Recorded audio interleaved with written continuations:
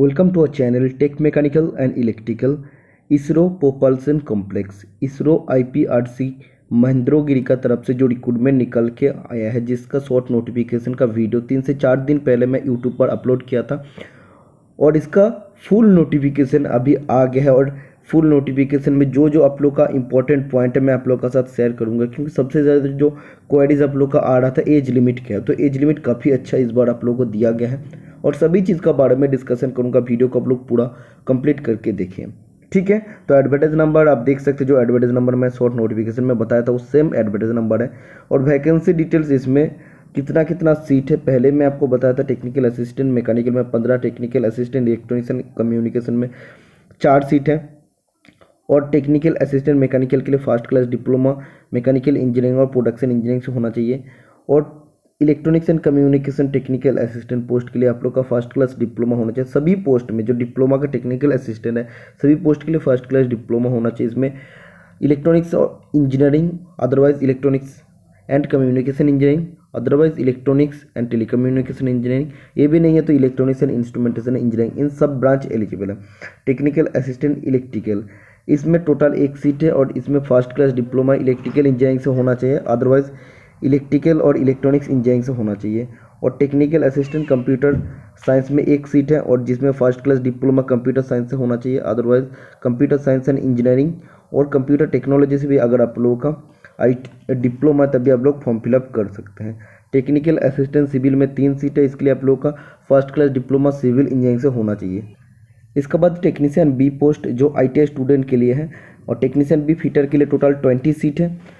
और कैटेगरी आप लोग वैकेंसी को देख सकते हैं। इसके लिए आप लोग का 10th पास होना चाहिए और आप लोग का NTC ITI सर्टिफिकेट होना चाहिए फिटर ट्रेड से। NTC नहीं है तो आप लोग का नेशनल अप्रेंटिसशिप सर्टिफिकेट ओनली है, तब भी आप लोग इस फॉर्म को फिलअप कर सकते हैं। और सभी टेक्नीशियन बी पोस्ट के लिए same to same criteria 10th plus ITI होना चाहिए। ITI नहीं है तो अगर आप लोगों के पास अप्रेंटिसशिप है तब भी आप लोग इस फॉर्म को फिलअप करने के लिए एलिजिबल है। इलेक्ट्रॉनिक्स मैकेनिक में 3 सीट है, वेल्डर में 3 सीट है, रेफ्रिजरेशन एंड AC में 1 सीट है, इलेक्ट्रीशियन में 2 सीट है, प्लम्बर में 2 सीट है, ड्राफ्ट्समैन बी सिविल इसके लिए भी 10th plus ITI draftsman civil trade से होना चाहिए। ITI नहीं है तो NAC भी चलेगा, नेशनल अप्रेंटिसशिप सर्टिफिकेट भी चलेगा। Heavy day vehicle driver HVDA के लिए इसमें आप देखिए 10th प्लस HVD लाइसेंस आपको होना चाहिए और आप लोग का 5 साल का एक्सपीरियंस होना चाहिए। और लाइट व्हीकल ड्राइवर इसमें 10th plus light vehicle driver licence होना चाहिए और आप लोग का 3 साल का एक्सपीरियंस इसमें होना कंपलसरी है, ठीक है। और फायरमैन ए के लिए 10th प्लस आप लोग देख सकते हैं। फिजिकली जो भी आप लोग का स्टैंडर्ड पूछा जाएगा वो आप लोग का होना कंपलसरी है। और इसके बाद इंपॉर्टेंट कंडीशन जो एक एक चीज़ को मैं बताता हूँ। Indian nationals are eligible to apply, only Indian form fill up करने के लिए एलिजिबल है। सेकेंड पॉइंट इंपॉर्टेंट है, तो कुछ स्टूडेंट सोचते हैं इसरो में जब भी रिक्रूटमेंट आता है तो इसमें लिखा रहता है the post are temporary nature but likely to continue indefinitely. तो स्टूडेंट सोचते हैं ये टेम्पोररी पोस्ट है, तो एक्चुअली टेम्पोररी पोस्ट नहीं है, all post are permanent. But इसमें क्यों लिखा रहता है, इसमें जो सीट संख्या है वो टेम्पोररी है, कभी भी उस कम भी हो सकता है ज़्यादा भी हो सकता है। ये एक्चुअली वो लोग बताना चाहते हैं। कुछ स्टूडेंट सोचते हैं ये लिखा है मतलब ये टेम्पोररी पोस्ट है, या आप लोग कॉन्ट्रेक्चुअल सोचते हैं, तो ऐसा कुछ नहीं है, ठीक है। इसका बाद जो फायरमैन ए पोस्ट के लिए एलिजिबल है, फॉर्म फिलअप करना चाहते हैं, पोस्ट कोड 008 है, उसके लिए हाइट आपका जनरल कैटेगरी के स्टूडेंट के 165 centimetre, Gorkha hill tribes SC ST के लिए 160 सेंटीमीटर, वुमेन और ट्रांसजेंडर के लिए 155 सेंटीमीटर होना चाहिए। वेट मिनिमम आप लोग का 50 kg होना चाहिए जनरल कैटेगरी में, और Gorkha hill tribes SC ST के लिए 46 kg और वुमेन एंड ट्रांसजेंडर के लिए 43 kg, ठीक है। और बॉडी मास इंडेक्स 18 से 28 के बीच में होना चाहिए। Waist to hip ratio less than equal to 1 होना चाहिए। चेस्ट ऑन एक्सपिरेशन मिनिमम आपका जनरल कैटेगरी स्टूडेंट के लिए 81 centimetre, Gorkha hill tribes SC ST के लिए 76 सेंटीमीटर और वुमेन ट्रांसजेंडर के लिए कोई भी एप्लीकेशन नहीं है। और मैक्सिमम आप लोग चेस्ट ऑन इंस्पिरेशन, तो इंस्पिरेशन के लिए 86 सेंटीमीटर जनरल कैटेगरी, बाकी गोरखा हिल SC ST के लिए 81 सेंटीमीटर, वुमेन के लिए कोई भी इसमें एप्लीकेशन नहीं है। और चेस्ट एक्सपेंशन मिनिमम 5 सेंटीमीटर आपका होना चाहिए। 81 से 5 करेंगे तभी आपका, अब देखिए 86 हो रहा है, वही आपको बताया जा रहा है। डिस्टेंस विजन 6/6 विदाउट ग्लास और any other aid is in each eye, ठीक है। Near vision normal field of vision full hearing आपका नॉर्मल होना चाहिए, और इसमें बाकी हार्ट ईसीजी जो भी है सब आपका नॉर्मल होना चाहिए। ठीक है, इसे रेस्पिरेटरी सिस्टम नॉर्मल जो भी है वो आपका नॉर्मल होना चाहिए। फायरमैन ये पोस्ट के लिए काफ़ी स्टैंडर्ड मेडिकल होता है, जैसे मिलिट्री जैसा मेडिकल इसमें भी आपका होने को देखने को मिलता है। इसका बाद जो भी स्टूडेंट काम करता है, ठीक है, central state government public sector undertaking या कोई भी जगह में काम कर रहे हैं तो उसको नो ऑब्जेक्शन सर्टिफिकेट लेके आना पड़ेगा उसी अथॉरिटी से। और जब भी आप लोग फॉर्म फिलअप करेंगे उसका मेल आईडी और फ़ोन नंबर वैलिड होना चाहिए पूरा इसका रिक्रूटमेंट प्रोसेस तक, क्योंकि सभी अपडेट आपको मेल आईडी और मोबाइल नंबर पर भेजा जाएगा। एज लिमिट 24/4/2023 का हिसाब 24 अप्रैल 2023 का हिसाब से मिनिमम एज लिमिट 18 ईयर्स और मैक्सिमम एज लिमिट फायरमैन ए पोस्ट के लिए 25 ईयर्स और बाकी जितना भी पोस्ट है सभी के लिए 35 ईयर्स। तो इसमें देखिए जनरल कैटेगरी स्टूडेंट के लिए 35 ईयर्स तक एज लिमिट दिया है, उसका बाद भी आपका एज रिलैक्सेशन दिया है। SC/ST कैंडिडेट को 5 साल का, OBC कैंडिडेट को 3 साल का रिलैक्सेशन मिल जाएगा इसमें। तो जो स्टूडेंट इतने दिन से सोच रहे थे हाँ मेरा उम्र तो ख़त्म होने जाने मतलब ख़त्म हो रहा है तो इसरो का भी ज़्यादा एज नहीं देता, तो 35 ईयर्स तक ऐसे जनरल कैटेगरी स्टूडेंट को दे रहे हैं, मतलब काफ़ी अच्छा इसमें एज लिमिट आपको दिया गया है। पोस्ट कोड आप देखिए, पोस्ट कोड उसमें नेम ऑफ द पोस्ट, पे स्केल और इनिशियल मिनिमम मंथली बेसिक पे आपका कितना होगा। तो इसमें टेक्निकल असिस्टेंट पोस्ट जो है डिप्लोमा स्टूडेंट के लिए आपका लेवल 7 में मिलेगा। इसका आप लोग का जो पे बैंड है 44,900 से 1,42,400 रुपीज़, इसका बेसिक पे 44,900 और टेक्नीशियन भी और ड्राफ्ट्समैन भी जो IT स्टूडेंट के लिए लेवल 3 में आपका सैलरी मिलेगा। पे बैंड 21,700 से 69,100 रुपीज़ और इसका बेसिक पे 21,700।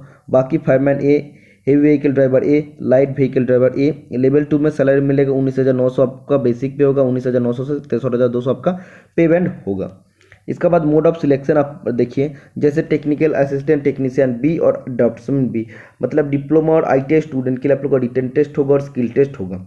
ओके और इसके बाद हेवी व्हीकल ड्राइवर ए और लाइट व्हीकल ड्राइवर इसके लिए रिटन टेस्ट और स्किल टेस्ट में आपका ड्राइविंग टेस्ट होगा। और फायरमैन ए के लिए रिटन टेस्ट प्लस आप लोग का फिजिकल एफिशिएंसी टेस्ट मतलब PET और मेडिकल एग्जामिनेशन आपका होगा। और इसमें आप देखिए फाइनल जो आपका सिलेक्शन होगा वो आप लोगों का रिटन टेस्ट का स्कोर का बेसिस पे आपका सिलेक्शन होगा। और रिटन टेस्ट आप लोगों का online computer based test CBT आपका होने वाला है। और इसमें आपको ऑल ओवर इंडिया में सिटी मिलेगा, तो आप लोग फॉर्म फिलअप कर सकते हैं। आप लोगों को नियरेस्ट सिटी में एग्जामिनेशन सेंटर मिलेगा और जो आपका स्किल टेस्ट होगा गो और नो गो बेसिस पे होगा। एक्चुअली सिलेक्शन आपका रिटन टेस्ट का मार्क्स का बेसिस पे होने वाला है। ठीक है, the above mode of selection में change government of India DOS department of space ISRO orders from time to time, मतलब इसका जो भी सिलेक्शन प्रोसेस है वो गवर्नमेंट इंडिया या डिपार्टमेंट ऑफ स्पेस और इसरो ने उसको कभी भी चेंज कर सकते हैं। सिलेबस फॉर रिटन टेस्ट के लिए आपको सिलेबस दिया गया, जैसे technical assistant technician B draftsman B इन सभी पोस्ट के लिए अब देखिए आप लोगों का purely based on curriculum academic syllabus of the prescribed education qualification. तो इसमें आप लोग का जो भी एजुकेशनल क्वालिफिकेशन है उसी से आपको पूरा क्वेश्चन पूछा जाएगा।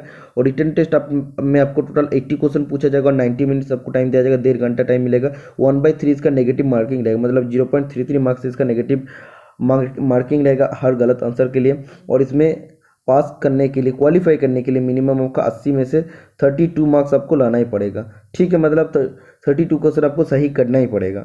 और इसके बाद आप देखिए टेक्नीशियन बी ड्राफ्ट्समैन बी के लिए आपको 24 क्वेश्चन सही करना ही पड़ेगा। ठीक है, तो जो टेक्नीशियन बी और ड्राफ्ट्समैन बी से है तो 80 क्वेश्चन में से 24 क्वेश्चन आपको सही करना पड़ेगा। फायरमैन ए के लिए क्या सिलेबस है, तो सिलेबस तो बाद में भी डिस्कशन कर सकता है। और इस नोटिफिकेशन का PDF मेरा टेलीग्राम चैनल पर मिल जाएगा। टेलीग्राम चैनल का लिंक मैं आज का वीडियो का डिस्क्रिप्शन बॉक्स में दे दूंगा, तो उसको आप लोग टेलीग्राम से डाउनलोड कर लीजिए और सिलेबस आप लोग देख सकते हैं। ठीक है, सिलेबस आपको डिटेल में पूरा बताया गया है। और इसका बाद देखिए स्किल टेस्ट आप लोग का क्वालिफाइंग नेचर होगा। स्किल टेस्ट में आपका 100 मार्क्स में एग्जामिनेशन होगा और आप लोग का 50 मार्क्स मिनिमम लाना पड़ेगा तभी आप लोग पास हो पाएंगे। ठीक है, और इसमें आप देखिए passing marks for application reserve technician भी है, तो मतलब रिजर्व कैटेगरी स्टूडेंट जो भी है SC/ST OBC EWC सभी के लिए 100 में 40 मार्क्स लाना पड़ेगा स्किल टेस्ट में, तभी आप लोग पास हो पाएंगे। तो अब देखिए जब रिटर्न टेस्ट होगा स्किल टेस्ट में 1:5 रेशियो में आपको बुलाया जाएगा। अगर उसमें minimum of 10 applicants for a post, अगर एक पोस्ट में 10 एप्लीकेंट उसमें एप्लीकेशन किया है तो मिनिमम आप लोग सोच लीजिए स्किल टेस्ट में आपको 1:5 रेशियो में बुलाया जाएगा। नीचे और भी है, जैसे इसमें फिजिकल एफिशिएंसी टेस्ट जो फायरमैन ए ट्रेड के लिए है, तो ये पोस्ट के लिए वो आप देख सकते हैं आप लोग का स्टेज 1 स्टेज 2 में क्या क्या होगा। बाकी कैसे अप्लाई करना पड़ेगा इसका ऑनलाइन एप्लीकेशन 27 मार्च 2023 सुबह 10 बजे से शुरू होगा। 24 अप्रैल 2023 शाम 4 बजे तक इसका ऑनलाइन एप्लीकेशन चलेगा। ऑनलाइन एप्लीकेशन आपको क्या क्या डॉक्यूमेंट अपलोड करना पड़ेगा वो भी आपको बताया गया है।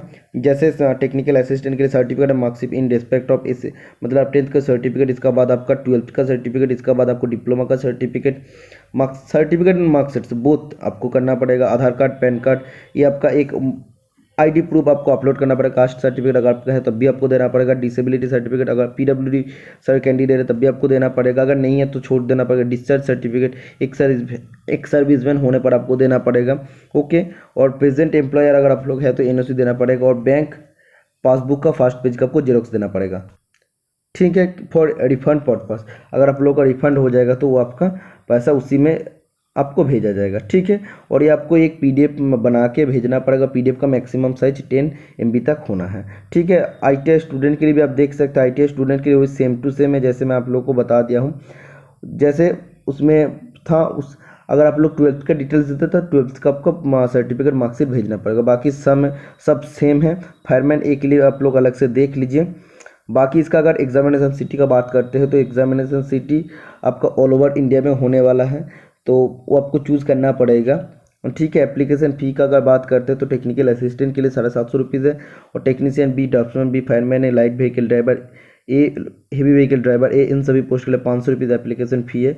और इसमें आप देखिए आपको बताया जा रहा है ऑल एप्लीकेंट्स हैव टू पे द एप्लीकेशन फी। सभी को एप्लीकेशन फ़ी पेमेंट करना पड़ेगा SBI ई पेमेंट का through. Internet banking, debit card, domestic credit card, prepaid card, unified payment interface wallet से भी आप लोग पे कर सकते हैं, मतलब UPI से भी आप लोग पे कर सकते हैं। और पेमेंट ऑफ एप्लीकेशन फ़ी तो इसमें आपको ही दिया है। डिमांड ड्राफ्ट ये सब अलाउड नहीं है, तो सभी को इसका पेमेंट करना पड़ेगा। ठीक है, refund of application fee, refund की जो आपको दिया है who appear in online computer based test, तो जो कैंडिडेट ऑनलाइन बेस्ड टेस्ट को CBT को आप लोग जब भी अपेयर होंगे तो आप लोग को रिफंड किया जाएगा। रिफंड कितना किया जाएगा देखिए, आप लोग का 750 रुपीज़ जो लिया गया है फॉर्म फिलअप में, 500 रुपीज़ आपको रिफंड किया जाएगा। Applicants belonging to fee exempted category 750 rupees आपको पेमेंट किया जाएगा। जैसे SC ST होता है, OBC, इन सभी को 750 रुपीज़ पेमेंट किया जाएगा। और बाकी जो जनरल EWS होता है उसको 500 रुपीज़ रिफंड किया जाएगा। वैसे SC ST इन सभी कैंडिडेट को 500 रुपीज़, जो रिजर्व कैंडिडेट उसको 500 रुपीज़ रिटर्न किया जाएगा। और अदर कैंडिडेट को 400 रुपीज़ पैसा आपको रिटर्न किया जाएगा। ठीक है, तो इतना सब डिटेल आपको देना पड़ेगा। तो बैंक पासबुक का फर्स्ट पेज का जेरोक्स आपको देना ही पड़ेगा। जनरल कंडीशन जितना भी था मैं आप लोग को बता दिया हूँ। तो ऑनलाइन एप्लीकेशन 24 अप्रैल 2023 शाम 4 बजे क्लोज होगा, उससे पहले आप लोग अप्लाई कर लीजिए। और कल ऑनलाइन एप्लीकेशन करने का भी वीडियो आएगा, और वीडियो में आपको बता दूंगा कैसे आपको पूरा अप्लाई करना पड़ेगा। तो ये था आप सभी के लिए मोस्ट इंपॉर्टेंट वीडियो अच्छा लगे तो वीडियो को लाइक करना, चैनल को सब्सक्राइब कर लेना। मिलते हैं नेक्स्ट वीडियो में। Tata, bye bye.